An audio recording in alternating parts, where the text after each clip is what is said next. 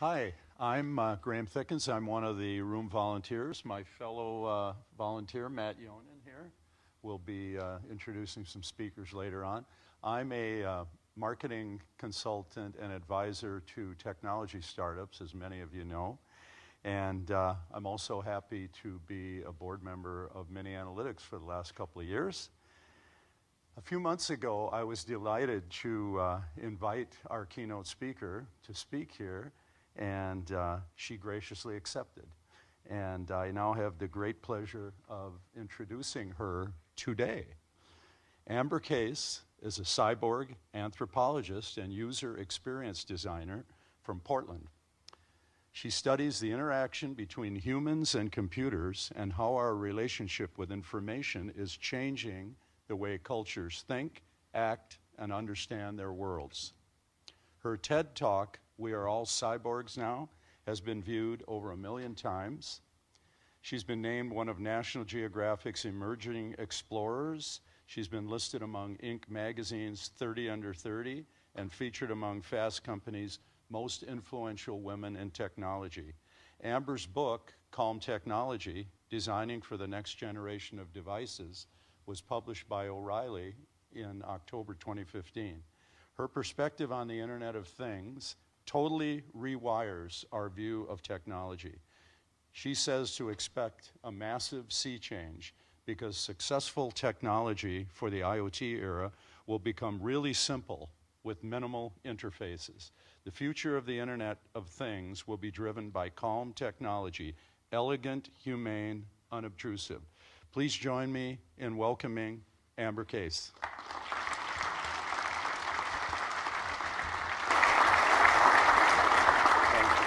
Thank you.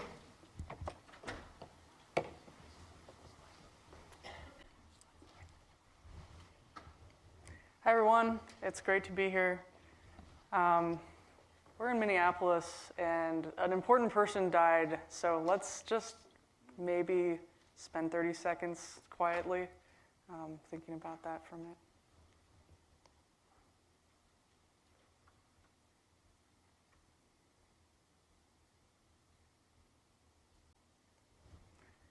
All right.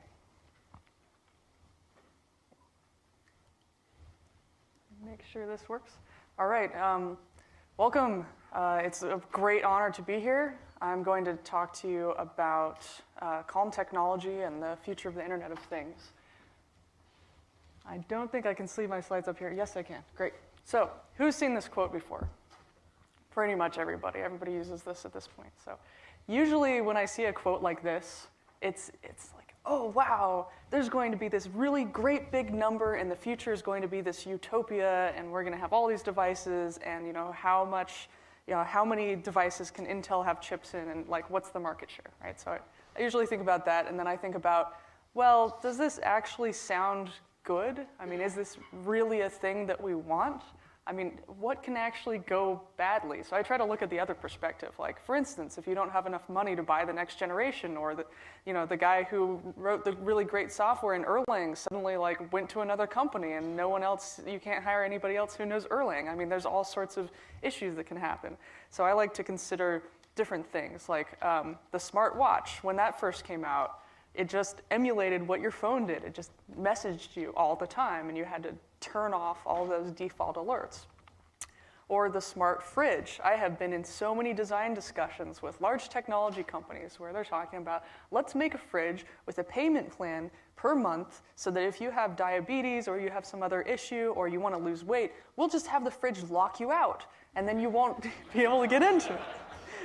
And each new person has to sign up. It's like having Comcast go to your house. Well, it'll be sometime within the next 2 weeks. We don't exactly know when you'll have access to the fridge, so maybe you'll just eat the junk food in the cupboard. Or I've seen people that says, oh, look, you can see when the bananas have gone bad in your fridge. Like, bananas, you can tell if they've gone bad. They change color. They're already a calm technology. So you don't need all these things. Or it's going to tell you that you need to pick up the milk at the store. Who forgets milk? You always go and get milk unless you're lactose intolerant. Then you get lactose-free milk. But you're going to remember, you're going to the store.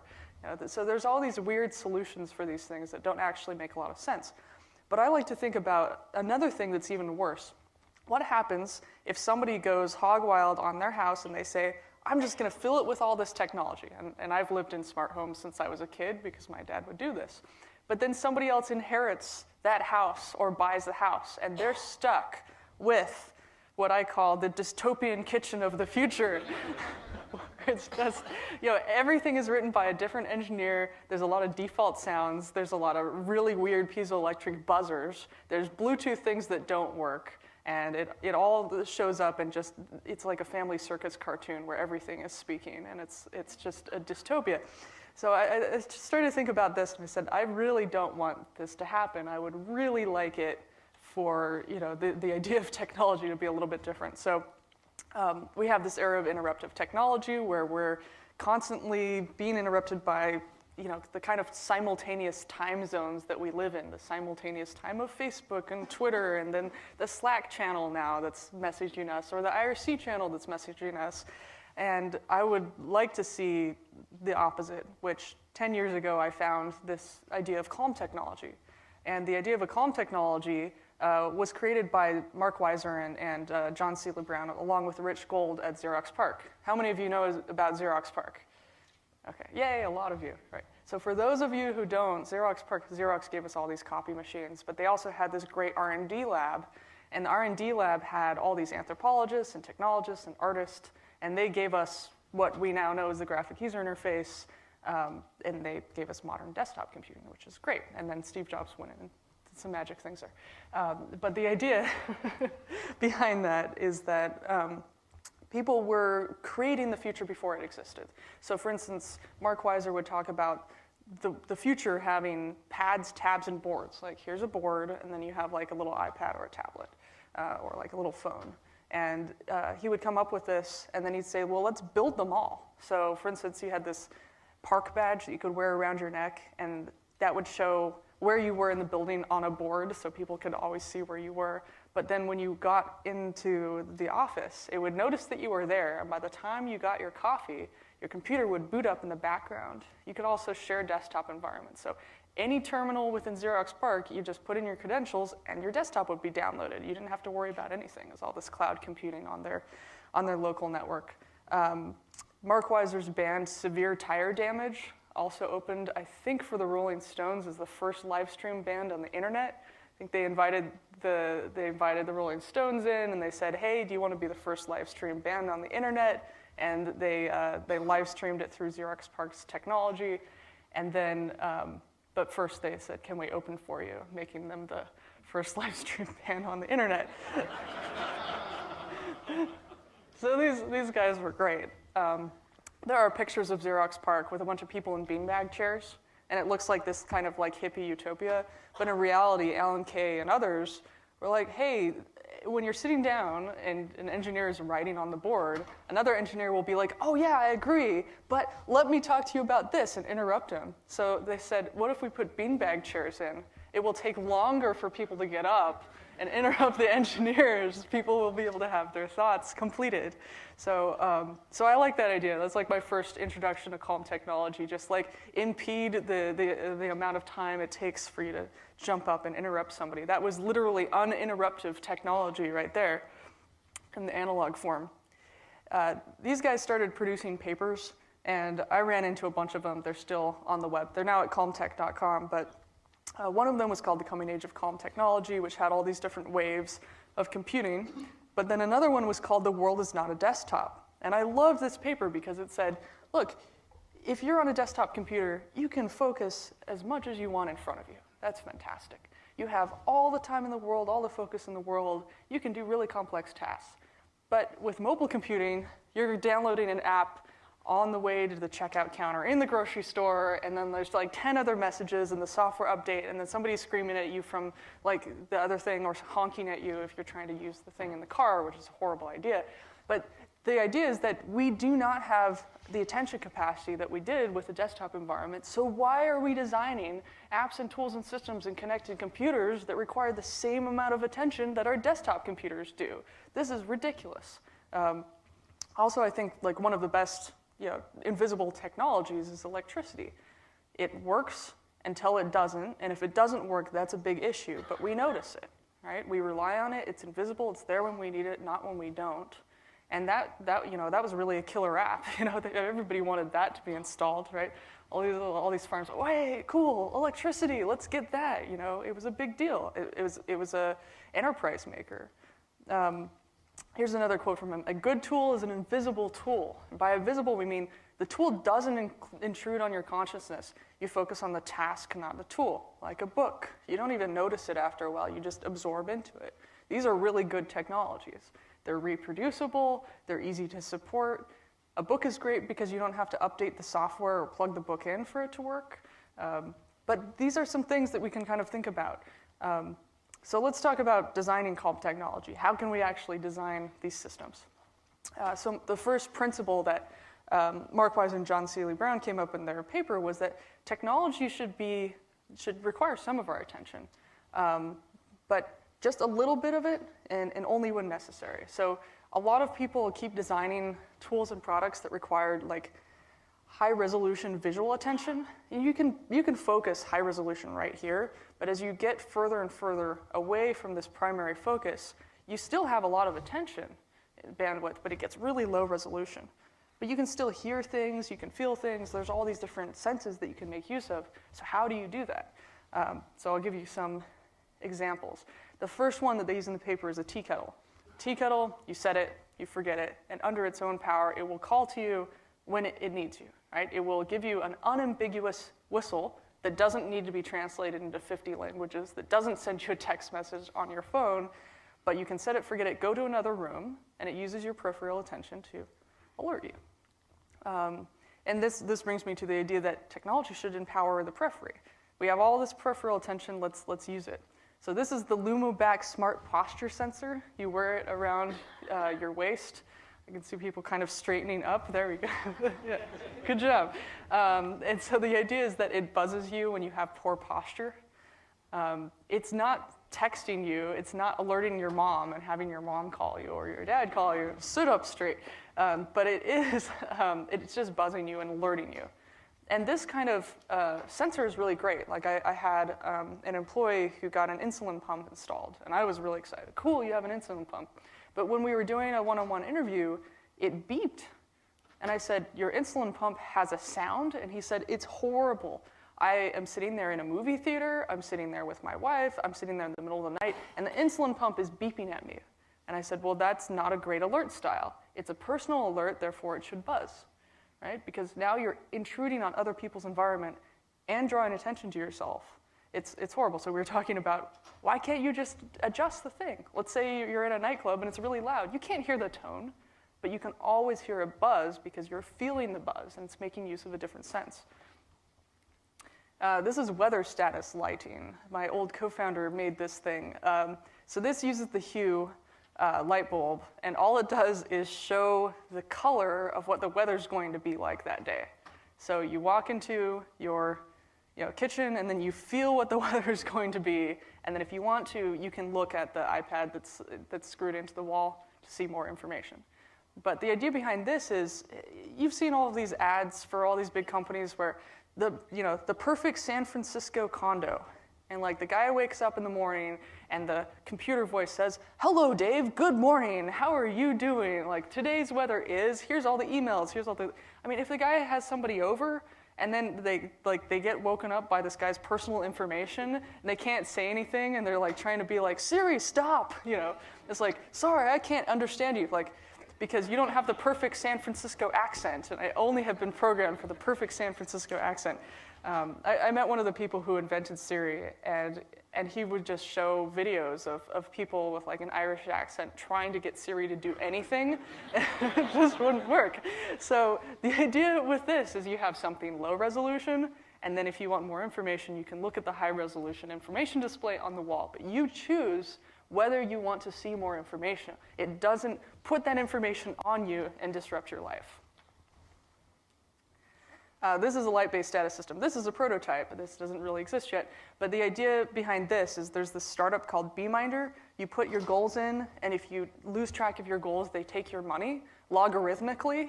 In logarithmically larger amounts, people have accidentally continued to smoke, and then they've paid up to like $4,000 in one go for this service. But the idea is if you track lots of things, you're constantly checking your phone. Am I on track? Am I on track? Am I on track? So this system just gives you a green light if you're on track. And if you're about to lose track, it gives you a yellow light. And at that point, you can check, right? Like, you can do the same thing for servers. Like, you don't need to know that, there's this much memory left in the system, but you do need to know when the memory is going to run out so that you can, like, add more memory. And then if it's red, stop everything, like, look at the app, right? But the idea is that you get ambient information, and you're not checking all the time. You get to know when you might want to check, not that you should just check all the time to get that information. Technology should be informative, but it should be calming at the same time. This is an app that I worked on last year. It doesn't exist yet. This was kind of like a beta demo. But the idea was, how much information does your phone grab about you all the time anyway? And how do we put that into an interface where we're not giving you numbers or shaming you about how much activity you actually do or not? How can we just like show you your day? So we made this little dial where you can like move it around and it'll just show you, here's your day. There's more red if you've exercised more. There's less red if you haven't. And then we can correlate the exercise, the amount you've left your house with like depression, and then send a note to your network that says, hey, you might want to check in. Not, hey, your friend is depressed. It's, hey, you might want to check in with your friend. Where the computer's not doing something for you, it's encouraging a behavior that might not otherwise be done, right? Technology should be, this brings me to the next really important part. Technology should be amplifying the best of what it does and the best of what humanity does. People keep talking about the world is going to be automated. One of my friends was sitting in one of these talks, by this large company. He said, one day our entire company will be automated. And she asked him, she was like, so which employees of yours right now are going to be automated in the future? And where's your job going to go? And he was like uncomfortable. He's like, well, this is just a theory. But the idea is that you should be, every time you're stuck in a phone tree, you're a human acting like a computer. You're on pause, right? If you encounter the horrible audio tree and you're in an airport and you have kids and you're trying to speak into it and the kids are screaming and things like that, there's no way the audio tree is going to pick up any of that information. It'll just keep starting over. So you need to have something like, be able to press a button as a redundant backup, or you're just going to be repeating yourself again and again and again. And then, so if machines shouldn't act like humans, which is great because that gets rid of the uncanny valley, then we won't have humans acting like machines. So for instance, Google does the best of both. It says, here is a human switchboard. You're being connected to stuff that other people have made, usually by hand, hand-coded. And then what it does is it doesn't give you the one result for your keyword. It says, oh, here are some results, and you get to choose. So it's great if the computer does 80, 90% chugging through the data. But you have to be the curative person at the end because you as a human have context. I mean, no matter how far you go with an AI, I guess I'm like third generation AI. My grandpa worked on AI at University of Utah, but we would have these debates. It was like, well, a computer doesn't understand the context of the 4th of July and there's a sunset and there's fireworks, right? Like, but a human can. So if you just let the human be the curator and say, oh, hey, okay, here's the context, you're not going to have these horrible, bad situations. Like we don't have war games, the re-release of war games, right? So like where, how is the next generation going to understand the implications of automating everything? I think we should re-release that film as the same thing, just digitally remastered. This is an example. So I use this every night. This is called Sleep Cycle. You plug your phone in, put it under your pillow, and it records your sleep using the accelerometer. You put it on airplane mode, so yeah. But the idea is that you set your alarm, and it will wake you up sometime before you're supposed to wake up in the proper sleep cycle. So it'll just record, and it'll be like, okay, this is the right sleep cycle, and then it'll just wake you up, and you feel really refreshed. And then it will give you a sleep score. This is one of my best nights of sleep. It says 98%. It's awesome. But I had just gotten back from an international trip, so I didn't have that much REM sleep. But like now I can wake up and be like, oh, cool, I had a dream there and there and there and there. But the idea is that the computer is doing a lot in the background, and I wake up and I get the results. And as a human, I can say, oh, I understand why I got a good night of sleep or not, and I can start to course correct my behavior. And now I can sleep for like 5 hours and get 80% sleep because I've learned more and more about it. But this is the feedback loop with you so that you understand more and more about it. It's not telling you a ton of things. It's giving you a graph. But it's really important to have these sort of things because it takes the invisible and makes it visible. Okay, so this one's really important. Technology can communicate, but it really shouldn't be speaking. Like, how many of you are freaked out by those computer-generated voices? It's awful. So one of the first projects by Natalie Germanjenko at Xerox PARC, she was this artist in residence, she created this dangling string. So it's basically a piece of plastic connected to the ceiling on a motor. And whenever something interesting is going on in the network at Xerox PARC, it'll start to whir around. It's basically your like local water cooler, right? And it bubbles. So anyway, people will just walk down the hall and they just hear it from their peripheral attention. And they say, ooh, something interesting is going on the network. And then they'd look at the board and be like, where are all the people? And then they'd go and they'd see what people were working on. It was this really neat object. You know, here's what's going on. I've seen people do this with servers. You know, when there's lots of signups for a startup, this thing is going crazy, or there's a bunch of lights and buzzing, which is really fun. You can actually like see in real time all these account signups. It makes things so much more real that were theoretical before. The Roomba. The Roomba is interesting because instead of saying, I'm done cleaning the floor, it says, dun, da, da, da. It's like a happy tone. Again, you don't have to translate that into all sorts of different languages. If it gets stuck, it doesn't continue to eat the drapes. It just goes, dun, dun, and it turns a color, and then you can pick it up. So if you, as a human, have the control over the device, and you pick it up, suddenly the device is not scary. It's totally adorable, so adorable that cats will ride around on it and star in YouTube videos. But I actually met the person who created this, and she said that she had to fundraise at MIT by making giant bomb-detecting robots. So there are giant Roombas that go around the landscape, and they detect bombs. And then based on that, she was able to get the parts cheap enough to make the tiny Roombas, which is great. And they're really just based on trilobites out of nature. I mean, that's really the cheapest shortcut ever. You're like, what in nature works like this? Okay, we'll just copy that. It tends to work out well for airplanes and helicopters and things. Weiser came up with a status tone alarm clock. This could or could not work. There are lots of issues with creating something like this. But the idea is that you use, like, say, your Google Calendar, and based on the events and the importance of the events, it will play a tone to wake you up. It could play like a really quick, urgent tone if you need to do a bunch of stuff, or it could just play like a smooth tone that kind of eases you back to sleep on the weekend so you can sleep in. Of course, lots of people put things that they're not actually doing all over the Google Calendars. So on a Saturday, when it's supposed to be like, have a nice time in the park, it can wake you up like, wake up, the park, you must go. So this could go horribly wrong. Technology should be considerative of social norms. So everybody here remembers when the feature phones suddenly, when the camera phone came out, right? Like when cameras started showing up on phones and everyone's like, oh no, our privacy is dead. Everybody's going to take pictures of me as I walk down the street. And people just use it to take pictures of food and, you know, whatever they're wearing, or like, you know, it's now a pre-digestive ritual more than anything else. But I'd like to make this little graph. So we have the technology, here's an example of the technology, here's the social effect. Okay, so there's a norm line right in the middle. So the norm, whatever the generation's norm is invisible. So right now the norm is for all of us to have computers and all of us to have cell phones in our pockets with cameras and video capability. No big deal, no one's panicking, no one's saying you have to check these in at the door or somebody's privacy could be violated, right?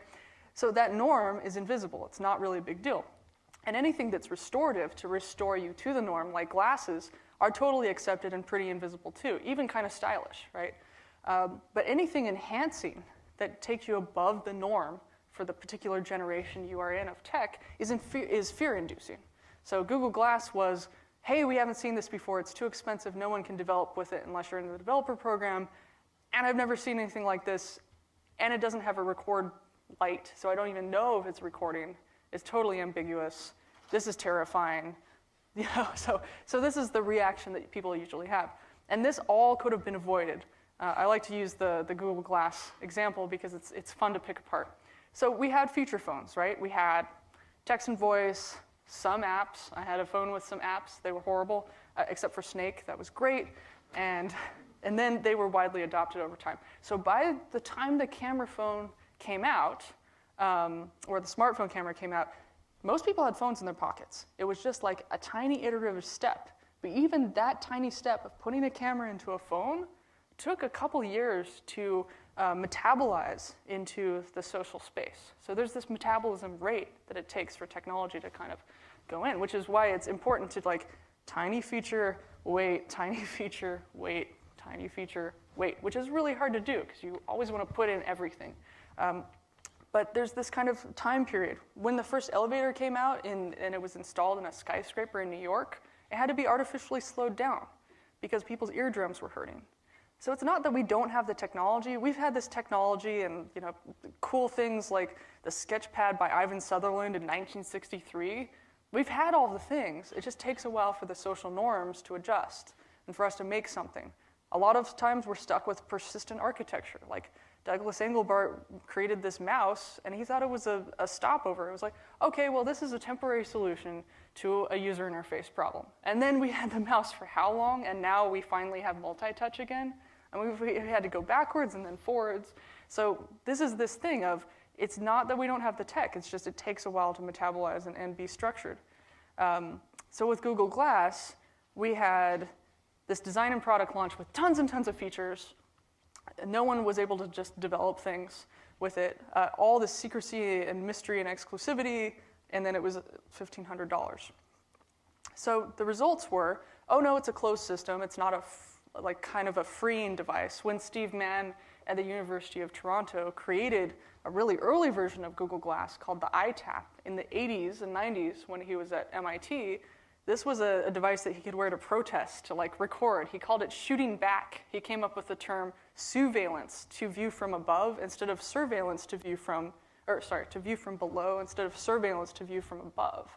And he said, if everybody has a personal recording device, we can have empowerment. So it's this kind of like, empowerment, kind of like government control check device, right? And then by the time it got to Google Glass, it was all connected to this network. So people were like, I don't want to make anything playful. I'm really confused. People on the outside were speculating because there wasn't one of those red record lights, which is a calm technology, a light indicator to tell us when something's recording. There's nothing like that. So the assumption was, oh no, you're recording me all the time. And this really terrified people. I actually wore it around for a month awkwardly just to get this pie chart. So the pie chart was, are you recording me right now?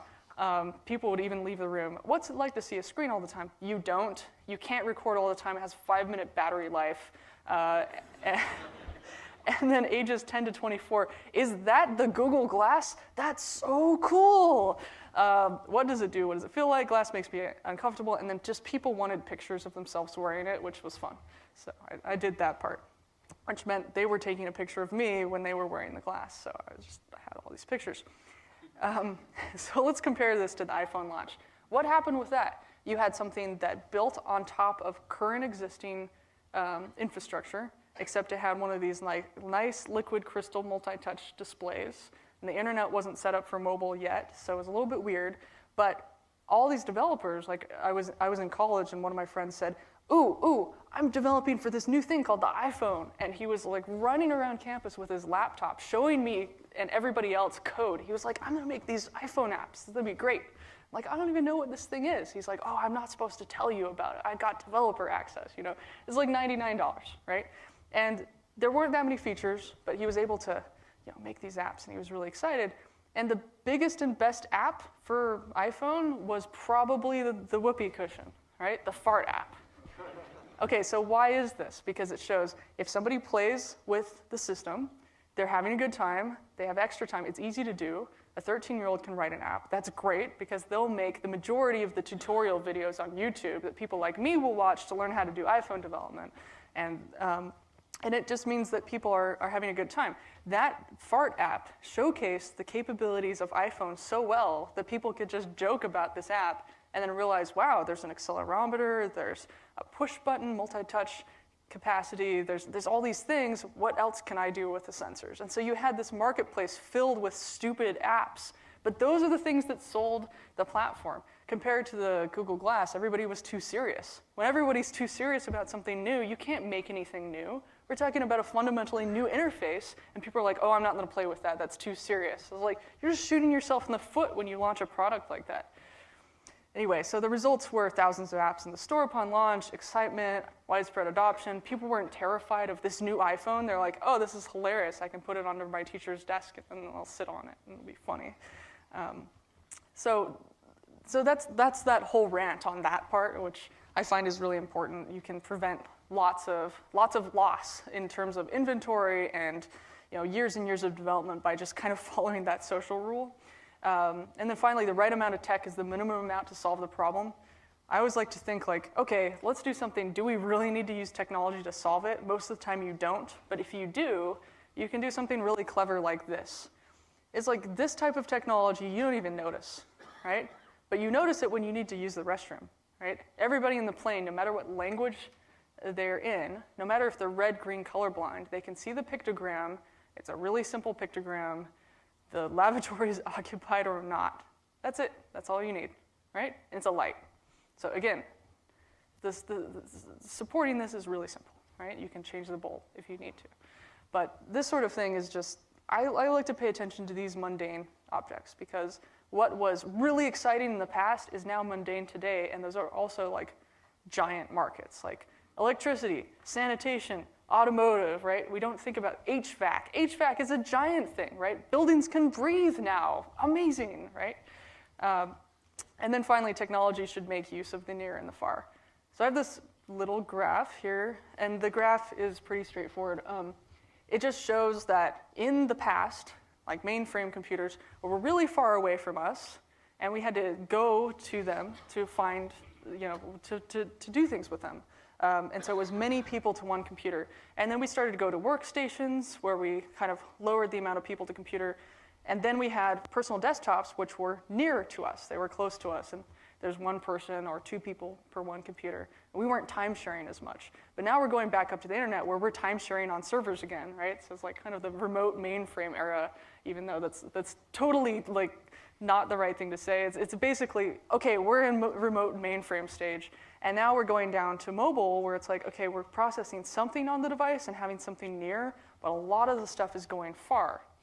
And when we get down to the bottom where we get into distributed computing, we get to this thing where, do I really want to enter in all the data on this website again and again? No. I would rather have a personal server, a personal data file that I own, it's possibly in my house or my pocket, and that gives the information. So when I go to the doctor, I allow them to see my personal information for 24 hours. It expires after that point. For the purpose of treating a disease, when they give me my data back, they're adding to my data file, and I now have that record. Right? There's the same thing with, I don't want to have to, let's say I have a cool smart home system, and I want to have my light switch turn on and off, right? And then the server goes down remotely. Why, when I click the light switch, do I have to go all the way to the cloud and back to turn my lights on? That should be a local network, right? Also, people can hack it really easily if it's not that way. I mean, I'm part of a hackerspace where we just mess with stuff all the time. It's ridiculously easy to do this sort of thing. So it's really upsetting that we're in the awkward, again, adolescent phase where we're discovering that it's expensive to touch the cloud, and it's expensive to get that data, and it can fail all the time. And if we're going to have technology that's in our homes, which when you go home, you shouldn't have to be a system administrator to like live in your own house. But when you do go home, you shouldn't have to be clicking on things and going to some remote server to get something done. I just don't think that's necessary at all. So hopefully we'll get towards that, where we can do things closer to us. So with that said, how many apps, if you turn your phone airplane mode, how many apps can you actually still use? I mean, there's not that many apps, right? So, but if you process as much on the device yourself, then you have a lot more functionality, and you don't have to worry about those edge cases. I mean, what we're going to have happen if we get to this 50 billion device number is we're going to have so little bandwidth. Like if you go to China, the bandwidth is really, really thin. Like I'll Skype people in the morning in China before the internet fills up. It's really silly to say that, but like as early as you can so that you still have some bandwidth. But if we're going into a resource-constrained future where many of us have many devices, we're not going to be able to have that wonderful bandwidth that we had before. Like in the dot-com boom, when I was working in web design, we had great internet access, and then everybody showed up on the web. So we still have great internet access, it's just there's so many people there. So we need to have packet size be smaller, figure out compression, figure out distributed computing. If there's a viral video, you don't want to have that downloaded from the server like 500,000 times. That's way too expensive. You know, Netflix should be doing distributed computing. Okay, me and everybody else in my apartment complex downloaded Game of Thrones. Why isn't it like Napster? I don't get it. You know, it's much cheaper. I mean, Minecraft figured that out, right? Here's the software, it's $20. Everybody can run their own server. We don't have to manage it. Okay, right? It's much cheaper, it's easier to update. So that's my small rant. There are some principles of CalmTech. This is just an example slide of all of them together. They're also on calmtech.com. I'm really interested in just trying to make sure that there's a little bit of a framework so that you don't think about, oh, neat, Internet of Things are cool, but there's some information about like what could happen in the future and where could things go wrong, so that you don't lose millions of dollars or a lot of your life while you're trying to do this. This stuff is really exciting and cool, but there's a lot of research on this that's been done 20, 30 years ago. And if we read that, we don't have to spend as much time trying to reinvent the wheel all the time. The Bluetooth connected wheel. Good design allows people to accomplish their goals in the least amount of moves. What's the least amount of moves somebody can complete a goal in? Let's try and make those systems. And then if good design does that, then calm technology allows you to do that least amount of moves, but also the least amount of mental cost. Because the scarcest resource in the 21st century is not going to be technology.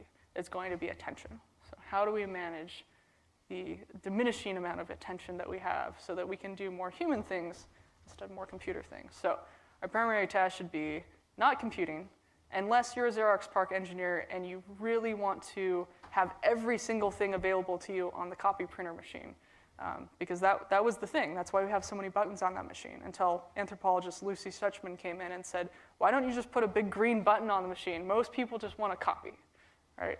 So that's the type of thing that we have to think about. Maybe us as engineers, we want to be able to mess with every single thing, but the end user might just want to do one thing 80% of the time. Let's make sure that they can do that sort of thing. And then, again, this is my very favorite quote. This is going to be the scarcest resource. So I just wrote this book. It came out last year. It has more of this in it.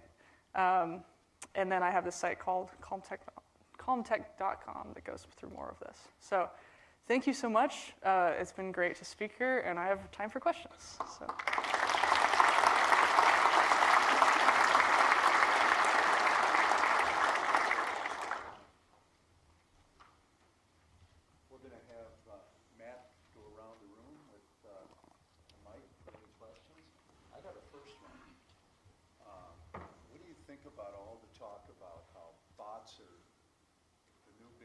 Apps are so yesterday. What's your take on the latest out of the valley? So the question is about bots. What do you think about the idea in Silicon Valley that bots are the new biggest and best thing?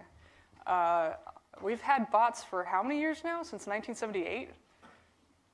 There's like mailer demons. There's a book called Bots, which is a really good book. You should read it. It's on Amazon.com. And the whole idea of bots was that every time you send an email, there's a bot that's taking care of the email. Every time you do Google search, there's a bot that's indexing the website. We've been using bots for a really long time. I think the places in which bots could be useful that people aren't really looking at, they're trying to still do the personal assistant bots and doing them horribly. What we can look at is like two things. One, in Japan, they've got these kind of relationship bots. So it's just a text message, and then somebody's just like sending you messages. It's like, hey, how was your day? It's just kind of this nice thing. There's also the Eliza chatbot from 1963, I believe. So the psychologist created this Eliza chatbot. And what he found is that people would go to the computer terminal and just hang out with this bot because the bot didn't judge. The bot would just ask questions, and it would just get you to kind of open up. And in fact, that was a pretty useful psychologist, right? So we need more bots like that, I think. That would be really nice. Like, if we're feeling lonely, if we're feeling depressed, why not make a chat bot for a Slack channel, and you have your virtual psychologist in the Slack channel and archives it and encrypts it so that you can have access to your chat records. That's cool. So there's a lot of things that, all you have to do for any of this stuff is, oh, bots are the new thing. No, they're not. They've been around for a really long time.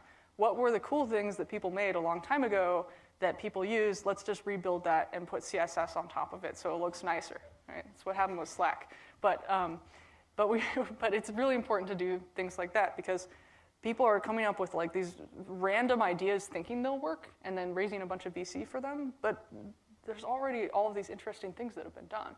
So there's, until we see those things, it's like, oh yeah, the era of bots has been here for a really, really long time.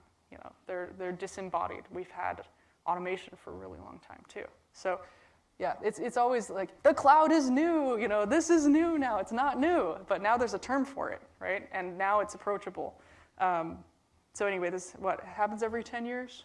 Like, now AI is back again. What was that, like the big thing in the 80s again? So I like naturally intelligent systems. But the ones that utilize calm technology could be a good thing.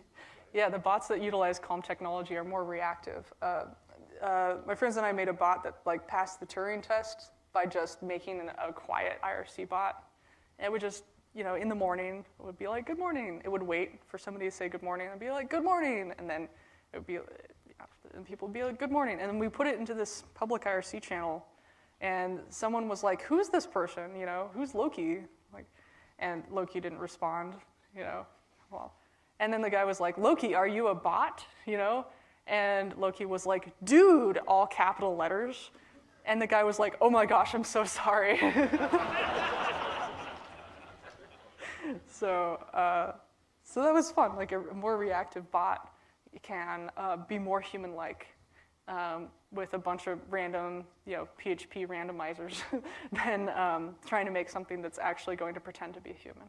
And plus, there are plenty of trolls on IRC and Slack that you can just emulate for your bot creation. Oh, quick question. Really good stuff. What are your thoughts on autonomous driving cars and calm tech, especially when they're not very good? Like, it seems like it'll be easy when they work perfectly, but like, what about when they're not very good? Thanks. Yeah, great question. So I love the autonomous driving cars question because I think about that constantly. What was the thing that they found? Oh yeah, self-driving cars don't do really well if the road doesn't have easily identifiable lanes, because it can't see what lane it should be in. My vision for a self-driving car is that everyone's like, okay, we're gonna have a self-driving car and it's gonna connect to the network all the time.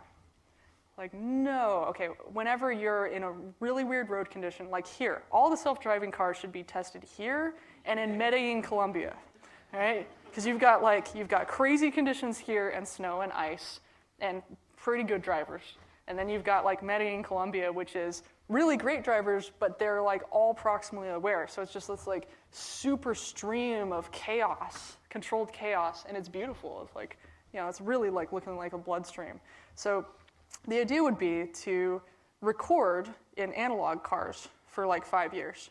Let's just record on all these roads. You record what the local drivers do, you record what the highway drivers do, and then you get the data from the best drivers, and you keep updating that data. So when your car does a self-driving car automatic mode, it can download some of those behaviors from the internet, and when you're on the highway, you drive like the best highway driver, and when you get into local roads, you drive like a local, right? So it's gonna take you on like the best paths around places if you actually wanna go there.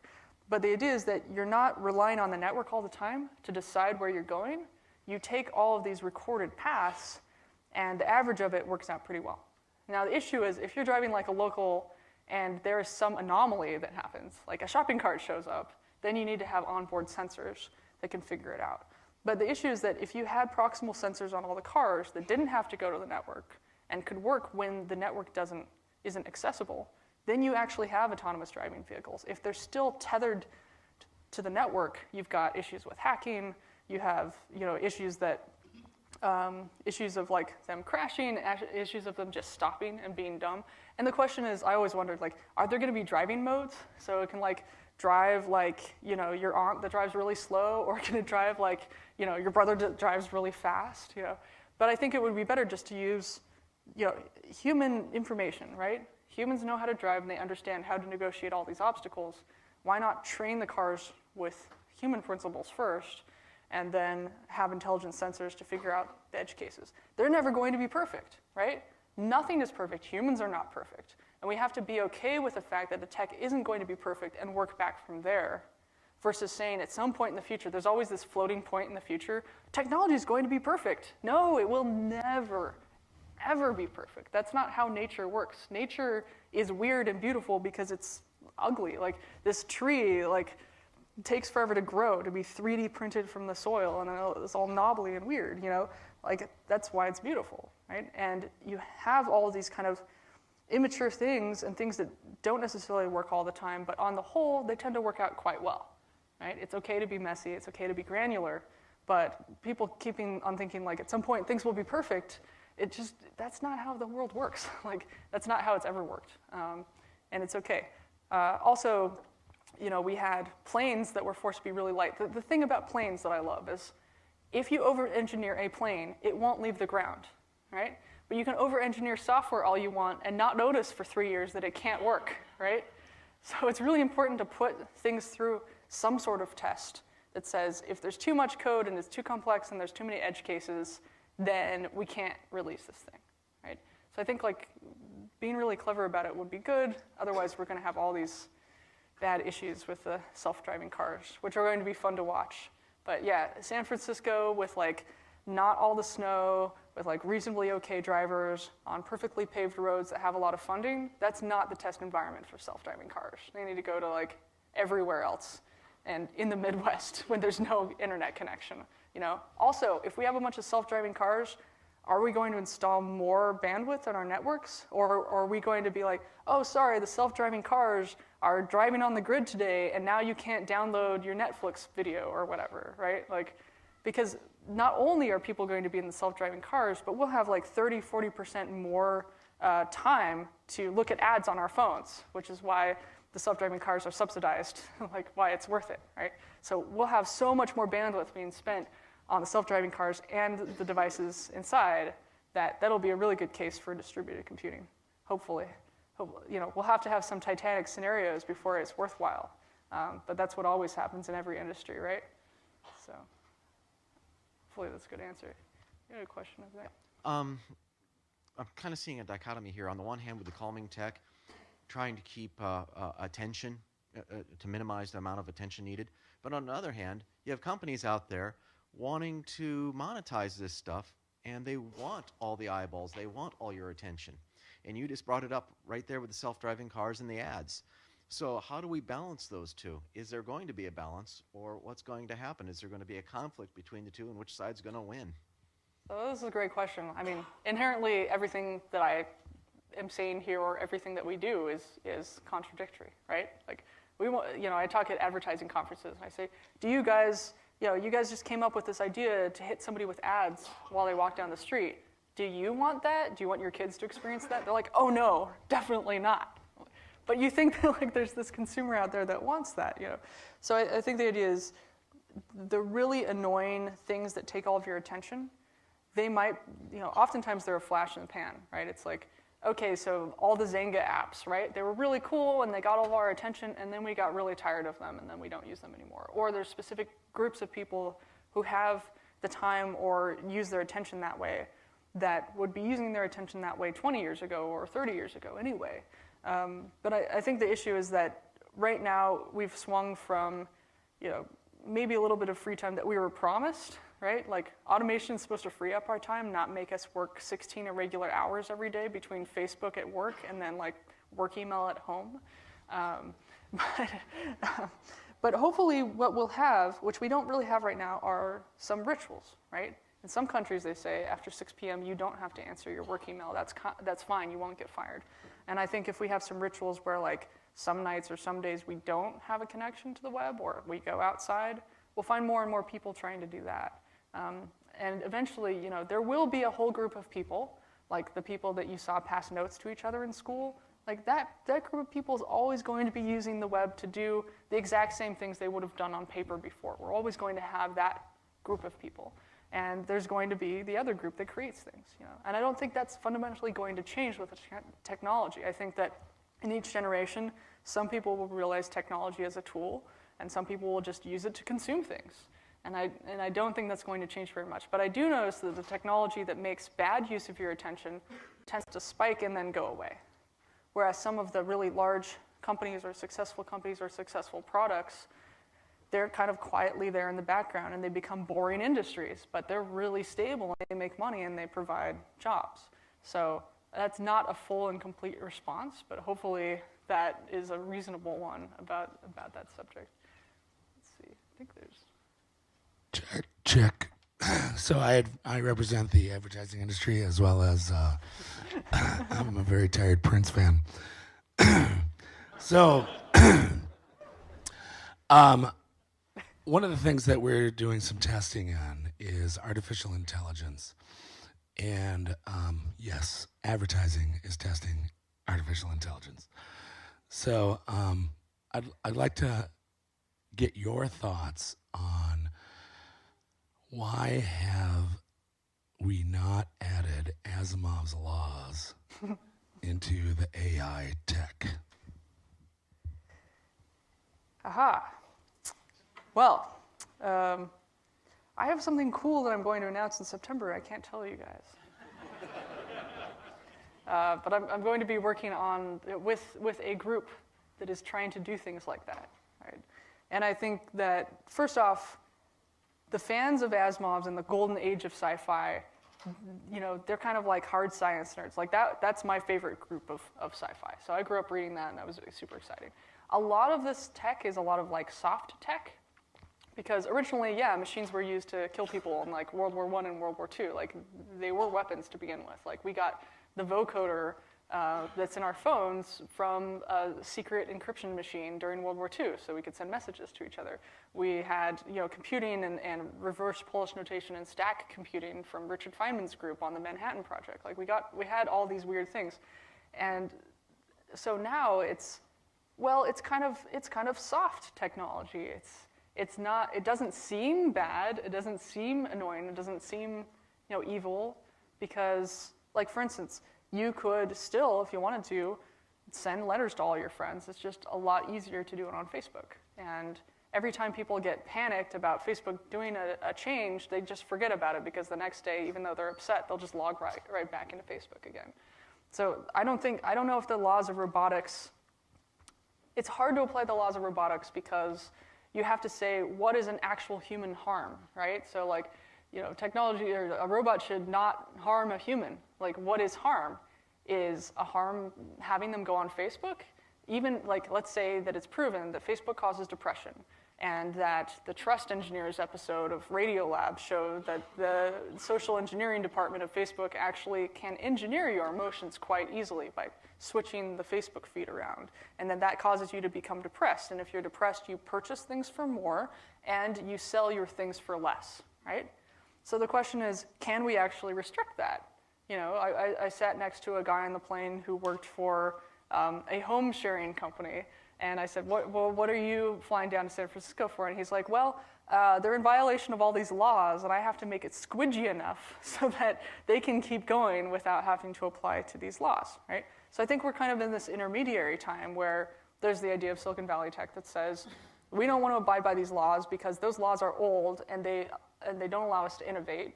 And then there's the kind of laws committee over on the East Coast, and they're like, hey, like you need to abide by these laws. For instance, all Uber drivers can't be contractors because there's no protections on them, and it's a taxi company. It's not a software company. So I think we've seen people try to add these laws in the 90s and the 2000s, but it hasn't shown enough harm yet that those laws will be triggered. Usually it's, I gave this panel talk at one point, like in 2011, when I was doing this like private location sharing startup. And I was like, oh yeah, there's all these companies that just like, every time you check your email, the cell phone triangulation will figure out where your phone is, and then it'll store the location on the phone. And people were like, what? And I was like, yeah, this is common knowledge, you know? And so this guy in the back of the room was like, I gotta check this out. And he checked it out and made all these giant visualizations of what Apple knew about his data, and then published that. And then later that made a bunch of legislation happen, which was cool, right? So I think there's ways to trigger the legislation, but it has to be either somebody getting mad and showing things and having people be upset for a long enough period of time that something could happen with an active like action, or you keep trying it and it doesn't actually happen at all, right? So nothing too crazy has happened yet. For instance, like, you know, self-driving cars, that paradox for the self-driving car hasn't been hit yet, right? We haven't had somebody die yet for self-driving cars, I don't think. But there's that paradox, which is you have 25-year-olds on the train track, and you've got like one Nobel laureate. Which one do you kill, right? Like, I was like, well, you obviously kill the guy who keeps tying these people to the tracks. Like, he's the guy that's. But otherwise, like, there are these paradoxes, and how do we solve these paradoxes? And we're going to have to come up with all, you know, with the answers to what people had theoretically put forth in logic, right?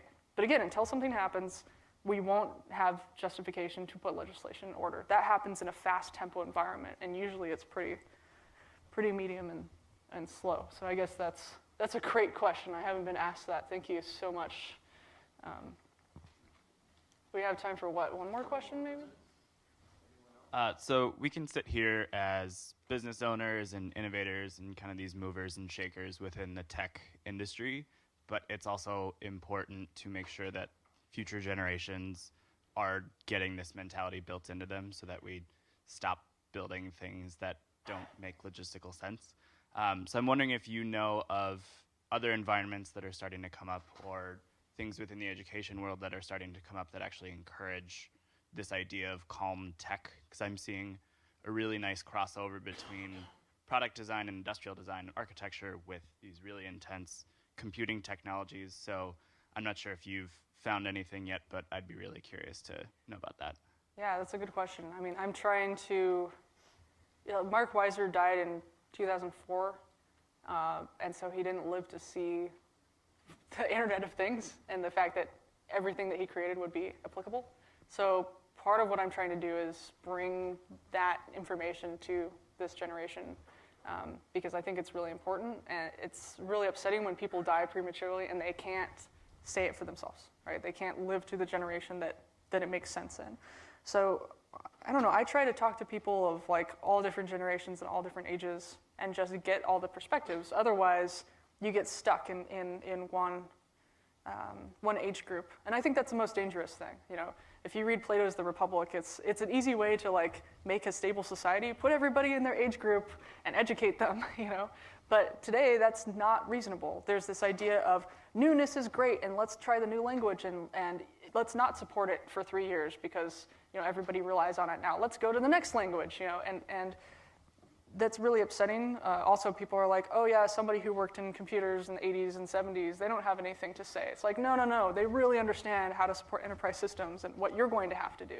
So I think there needs to be a rewrite on what is considered prestigious in technology. It shouldn't be, let's do the new thing, or let's copy that thing. It should be, let's improve a system that's difficult to use in a slight enough way with the least amount of tech in the least amount of time, or take a long time to do it, but the increase in usability or the increase in supportability should be the thing that gives people honor. Like, right? Like, we kind of maybe need to bring back some of these ideas of like honor and support and like charity and pride. And once we do that, then we can have longer term technologies and things. Like, for instance, COBOL. Like, COBOL is still used in 70% of business transactions. It's pretty solid. And also, when there was an issue where it's like, oh no, all the COBOL in the world needs to be updated, right? How many years ago was that? They're like, okay, we're going to pay everybody like $250K a year for a couple years, come out and fix it. It all got fixed, right? We can't just do that with like JavaScript or Node or like, what is that going to be, 2038? Yeah, watch out for that one. So yeah, I think it's just important to get people together in different rooms of completely different ages and just talk to everybody. instead of get people separated into these groups of like old and new technology. Like there should be respect for new, there should be respect for old, and get excited about learning what people have done because it will save you time, I guess. That's what I'm trying to do. I'm also trying to get people who've never used anything other than a social network to learn how to make a website from scratch with this little conference I run called the Web 1.0 conference. And we're making the websites on NeoCities, which is a new version of GeoCities. Yeah, yeah, yeah, Kyle Drake, yeah. So, yeah, Minnesotan. So anyway, it's fun because people can like get excited about being able to create something again, and I think that's really important.